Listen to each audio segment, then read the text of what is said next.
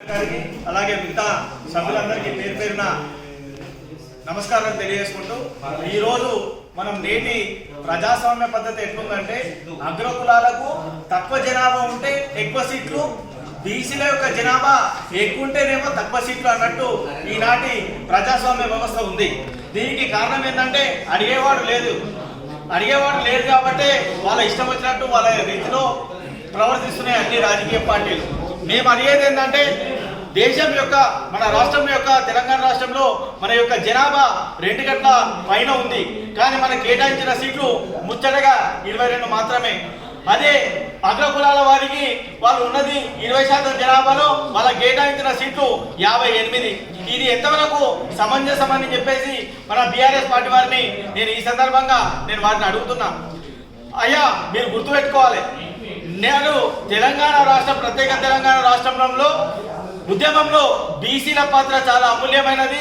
వారి పోరాటం ఎట్లా అంటే ఆకలి కోసం పోరాటం చేస్తారు, బతుకు తెరువు కోసం పోరాటం చేస్తారు.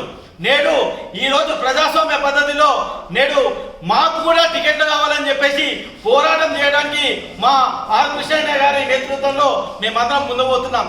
నేటికైనా ఇప్పుడు కేటాయించిన సీట్లలో మళ్ళీ రీషెడ్యూల్ చేసుకొని బీసీలకు జనాభా ప్రాతిపదికన అందరికీ సముచితమైనటువంటి స్థానంలో మాకు కూడా టికెట్లు కేటాయించాలని చెప్పేసి నేను బీఆర్ఎస్ పార్టీ వారిని కోరుతా ఉన్నా. అదేవిధంగా ప్రతి ఒక్క అయితే కాంగ్రెస్ ఏమి, బీజేపీ పార్టీ ఏమి, మిగతా ఏ పార్టీలైనా కూడా మినిమం 5% తగ్గకుండా 5 టికెట్లు ఖచ్చితంగా వీరశైవ లింగాయతు లింగబలిజలకు కేటాయించాల్సిందిగా నేను సవినయంగా డిమాండ్ చేస్తున్నా. ఇదే కాకుండా నేడు మనం చూస్తున్నట్టయితే చాలా అంశాల్లో బీసీలకు ఎక్కడైనా కూడా ప్రాతిపదిక తగ్గుతూ వస్తుంది. ఎందుకంటే వీరు ఆశించే స్థాయిలో ఉన్నారని చెప్పేసి మన అన్ని రాజకీయ పార్టీలు అనుకుంటున్నాయి, కానీ మా తనఖా ఏందో ఆశించే స్థాయిలో లేవు, శాసించే స్థాయిలో మేము ముందుకు పోతున్నామని చెప్పేసి ఈ సందర్భంగా నేను తెలియజేస్తున్నా. ఎందుకంటే మనం ఊరికే అడుక్కుంటూ పోతే ఎవరు ఇయ్యడు. మనం పోరాటం చేస్తేనే ఏదైనా గట్టిగా మన దగ్గరకు వస్తుందని చెప్పేసి మన ఆర్ కృష్ణయ్య గారి నేతృత్వంలో ముందుండి మన బీసీ రాజ్యాధికారం వచ్చేంత వరకు నిరంతరమైనటువంటి పోరాటం చేస్తూ బీసీల యొక్క హక్కుల కోసం మేము శతవిధాలుగా మేము పనిచేస్తామని చెప్పేసి తెలియజేసుకుంటున్నా. అదేవిధంగా మా యొక్క జనాభా 40% ఉంది. 40 నియోజకవర్గాల్లో బలమైన ఓటు బ్యాంకుగా మేము ఉన్నాము. కానీ కేసీఆర్ గారు ఒక్క సీటు కూడా కేటాయించకపోవడం నిజంగా శోచనీయం. మా అన్న పటోల సంగమేశ్వర అన్న గారు ఉన్నారు. ఆయన దాదాపు అనితేరికి చాలా పెద్ద రాజకీయ నాయకుడు.